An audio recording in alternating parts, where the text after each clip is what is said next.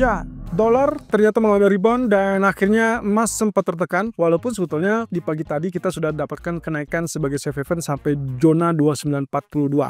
Tapi ya beberapa waktu terakhir dalam 1 atau 3 jam terakhir terutama kita sempat lihat juga koreksi 2905 dan kembali bangkit sampai 2925. Sayangnya kita belum akan melihat untuk level tertinggi 2940 kembali disentuh. So saya perlu mengingatkan kewaspadaan yang tingkat tinggi, terutama memasuki zona Eropa dan juga memasuki zona Amerika nanti malam. So ini dia ulasannya. Oke teman-teman, yang perlu teman-teman perhatikan adalah kemarin kita sudah sempat bahas terkait dengan target 2940. Saya rasa dengan pagi tadi sampai 2942 itu sudah tersentuh. Nah kita perlu lihat terlebih dulu pergerakan dari US Treasury Yield ataupun bahkan US ya dolar ya. Nah kecenderungannya kalau kita lihat dari grafik 4 memberikan indikasi akan adanya koreksi ataupun rebound ya. Kita tarik saja garis trendline seperti ini. Nah teman-teman bisa pantau di sini arealnya masih sangat wajar, rebound yang masih sangat wajar, sehingga kemungkinan kita bisa harapkan tidak terlagi atau tidak berlanjut untuk kenaikannya, sehingga nantinya kita akan dapatkan penurunan kembali. Jadi zona ini kita asumsikan sebagai zona resisten, apalagi dia dibuka dengan gap up ya. Posisi ini berarti kalau misalkan sesuai, berarti kita akan dapatkan penurunan dan berarti dolar relatif ikut melemah kembali, dan catatannya adalah US atau ya gold dan juga kawan-kawannya bisa saja kembali mengalami kenaikan. Tapi satu sisi teman-teman, ini mungkin akan fail atau bahkan tembus ya. Coba kita cek di grafik daily, posisi candlenya itu adalah dibuka dengan atau ditutup ya lebih tepatnya dengan posisi bullish. Tapi juga hari ini dibuka dengan gap up. So kalau saya perbesar, inti dasarnya adalah apakah posisi ini akan membatalkan atau membuyarkan terkait dengan target utama WFC di 4,335% atau tidak. Ya bisa saja posisinya mungkin target kemarin 4,4% itu sudah menandakan selesai dari penurunan WFC. Nah artinya kalau WFC ini sudah selesai, berarti akan rentan untuk pembalikan ke atas. Nah ini yang saya khawatirkan. Jadi kalau misalkan lihat dari sini, grafik daily memungkinkan untuk dia naik lebih lanjut kalau misalkan dia sampai lewat di atas 4,55%. Ya, jadi ini harus Anda waspadai. Kondisinya kita asumsikan bahwa dia masih tetap dalam jalur WFC, berarti ada posisi yang memungkinkan untuk terjadinya penurunan kembali. Oke, yang perlu kita perhatikan di sini, berarti targetnya kalau misalkan kita asumsikan resisten, ini adalah resisten yang harus Anda waspadai ya. So far dia cukup dekat. Candlesticknya mungkin ada di atas. Kalau lihat dari candlestick sebelumnya, harusnya ini adalah tanda-tanda reversal bearish kembali. Tapi karena pembukaan hari ini dia dibuka di atas, maka kita serahkan saja kepada level resisten ini. Kalau misalkan dia berhasil ketahan, ya at least dia cuma naik sebentar sebelum akhirnya lanjutkan penurunan tersebut dan mungkin juga lanjut ke bawah ya. Tapi kalau misalkan ternyata yang terjadi sebaliknya, misalkan ternyata dia lanjut naik dan tembus di atas ini, nah maka hati-hati, ini adalah sinyal yang kemungkinan akan menekan status dari kenaikan emas ya. Artinya ada kemungkinan potensi reverse ataupun bahkan profit taking. Nah tapi catatannya tadi ya, posisi inilah yang akan menentukan 4,59% ya. So far belum ada tanda-tanda ke sana, tapi hati-hati, secara teknis ini yang mungkin akan kita waspadai. DXY atau indeks dolarnya juga sama ya. Kita masih belum dapatkan indikasi untuk lanjut penurunan ke level WFC. So far kita asumsikan dia masih WFB-nya masih selesai di situ. Kemudian wave yang sempat terjadi penurunan masih lebih tinggi daripada WFA. Bisa saja alurnya akan seperti ini teman-teman. Jadi waktu dia mencoba untuk turun dari B ke C ya, saya tanda di situ. Berarti saya asumsikan kalau saya kasih nomor lagi, mungkin ini adalah wave 1, kemudian ini wave 2. Patokannya selama dia nggak tembus wave B ini, puncak wave B, berarti kita asumsikan ini masih berkenan sebagai wave 2. Kemudian nanti kita akan dapatkan penurunan lebih rendah daripada wave 1, berarti ini adalah wave 3-nya. Kemudian nanti baru kita rebound lagi, ini wave 4-nya, dan akhirnya dia selesaikan penurunan WFC yang juga kita sebut sebagai wave 5 ya. Jadi titik utamanya ini mungkin masih tetap dalam jalur proses apakah penurunan tersebut akan berlanjut apa tidak. Nah tapi ini akan gagal, akan buyar kalau ternyata wave kedua atau wave yang dicurigai kedua itu malah naik sampai level 110 ya. Yang saya khawatirkan adalah tindakan ini bisa menunjukkan bahwa dolar diincar sebagai safe haven. Itu bisa saja terjadi dan akhirnya membatalkan pola penurunan tadi. Nah kemudian kalau kita lihat dari grafik H4-nya, peluangnya kurang lebih hampir bisa dipastikan seperti ini. Posisinya sebetulnya ini masih relatif aman untuk kita katakan hanya sekedar rebound atau retest resisten. Ingat pedomannya adalah kalau kita kaitkan dengan bearish candle, nah inilah patokan kita. ya, kita punya pedoman di sini. Ini resisten terakhir yang nggak boleh ditembus. So far dia berada di atas 50%.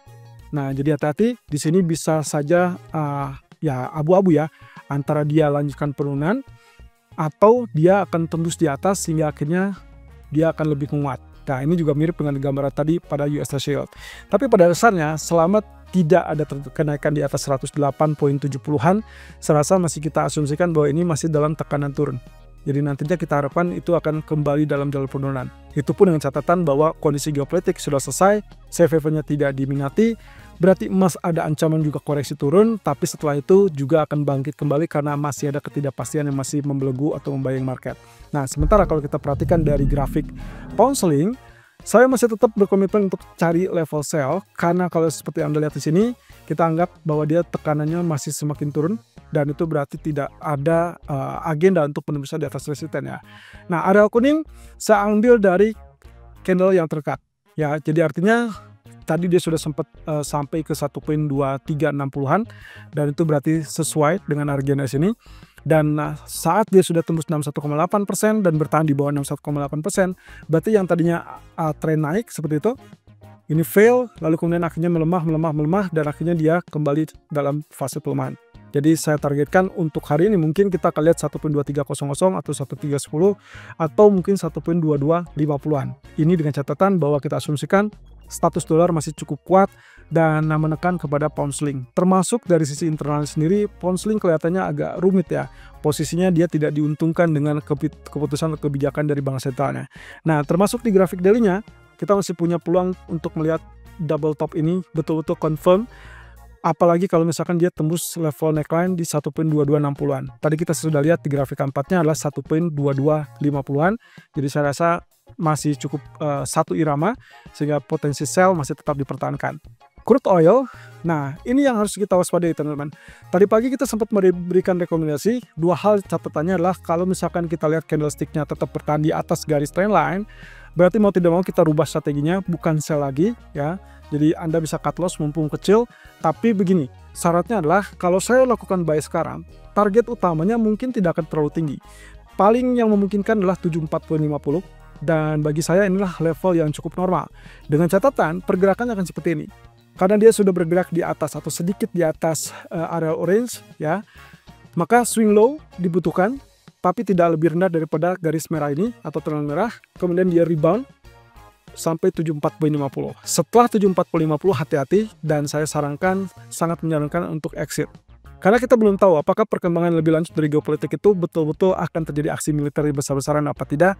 Kita masih punya waktu sampai hari Sabtu. Jadi hati-hati saja, posisinya masih tetap berat ke bawah daripada cenderung naik. Sehingga kalau misalkan sudah temu 74.50, yang saya khawatirkan adalah dia akan kembali dalam jalur penurunan sesuai dengan berita ataupun fundamentalnya.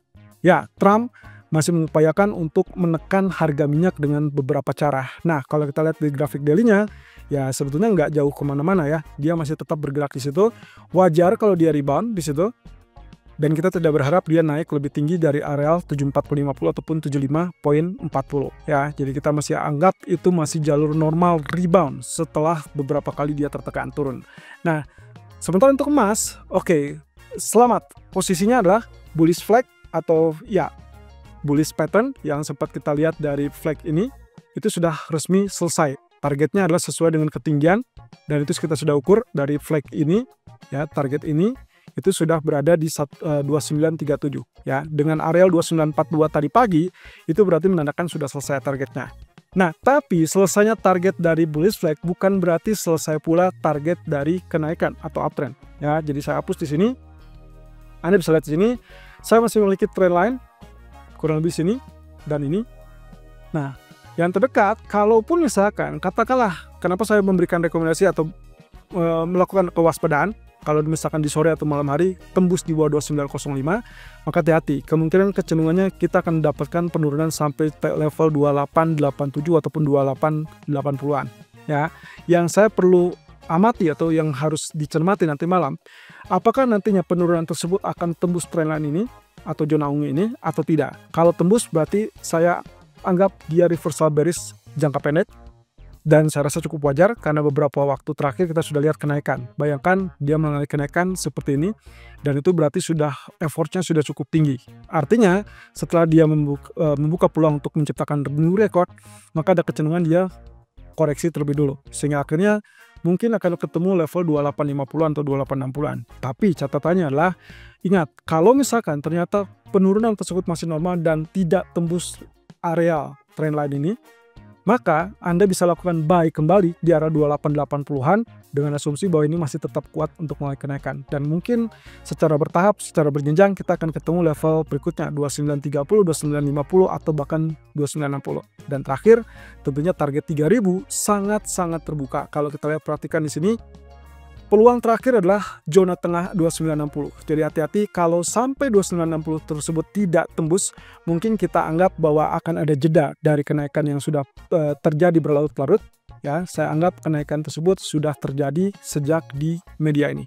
Ya, sejak naik 2585, kita belum lihat ada penurunan ataupun koreksi yang sepadan ataupun signifikan. Dia hanya koreksi singkat, termasuk juga minggu lalu. Ya, di hari Kamis, lalu kemudian dia bangkit kembali dan akhirnya mendekati 2960. Ya, jadi saya perlu waspada itu. Tapi pada dasarnya level koreksi yang paling normal adalah 2880. Itu adalah zona maksimal yang memungkinkan. Kalau kita perhitungan dari 2940 menuju 2880, that means sekitar 60 poin atau $60. Jadi saya rasa masih cukup wajar sehingga demand yang paling kuat diperkirakan akan muncul kembali di zona ini. So, jangka pendek Anda boleh sell, tapi dengan catatan pastikan dulu bahwa 2940 tidak tembus kembali. Tapi jangka pendek juga kita masih tetap harus perhatikan di grafik K1 bahwa ini masih memberikan rekomendasi lakukan buy. Jadi paling aman yang mana? Yang paling aman adalah menunggu koreksi, buy on dip, buy on correction, atau buy on weakness.